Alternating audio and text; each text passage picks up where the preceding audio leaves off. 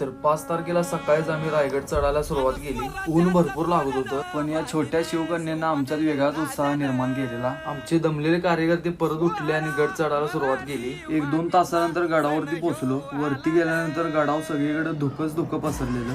वरती गेल्यानंतर आम्हाला मुक्कामाची जागा बघायची होती. मग होळीच्या माळावरून सदरेकडे गेलो. पूर्ण गडावरती राज्याभिषेकाची तयारी चालू होती. कार्यकर्त्यांनी जरा आराम केला. मग लगेचच गड फिरायला गेलो. पहिला जाऊन शिरकाई देवीचं दर्शन घेतलं. त्यानंतर संध्याकाळी होळीच्या माळावरती वेगवेगळे कार्यक्रम पार पडले.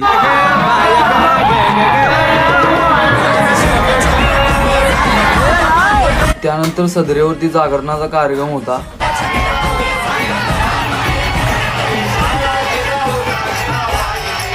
सहा तारखेला सकाळी गडावरती जल्लोष चालू झाला.